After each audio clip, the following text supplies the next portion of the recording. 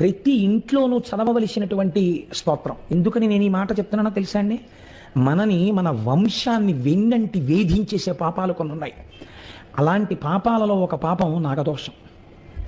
ఇలాంటివి జరగకుండా రక్షణ కలగాలంటే ఒక్కొక్క చోట మీరు చెయ్యక్కర్లేదు ఆ దోషం. వంశంలో ఎక్కడో జరుగుతుంది ఒక పెద్ద పొరపాటు. ఆ పొరపాటుకి అంత పెద్ద తప్పుకి శిక్ష ఏం వేస్తారంటే కుష్ఠరోగం ఇస్తారు. అది వంశానుగతంగా వచ్చేసి వాళ్ళ వంశంలో కుష్ఠరోగం ఉందండి అని పిల్లనివ్వడానికి కూడా భయపడతారు. ఒక్కొక్కరింట్లో మూర్ఛ వ్యాధి ఉంటుంది. ఆ మూర్ఛ వంశానుగతంగా వచ్చేస్తుంది. కొంతమందికి చూడండి చెప్తుంటారు, ఆస్తమా అండి మాకు తాతగారికి ఉంది, తండ్రి గారికి ఉంది, నాకుంది అంటారు. ఇది ఊపిరితిత్తుల సంబంధం. నేను ఎవరిని తక్కువ చేసి మాట్లాడలేదు. ఒక్కొక్కరికి బిడ్డలు కలగరు, ఒక్కొక్కరికి బిడ్డలు కలుగుతారు కానీ తల్లిదండ్రుల ముందే ఆ బిడ్డలు వెళ్ళిపోతారు. కొంతమందికి అంగవైకల్యంతో ఉన్న పిల్లలు కలుగుతారు. ఇలాంటి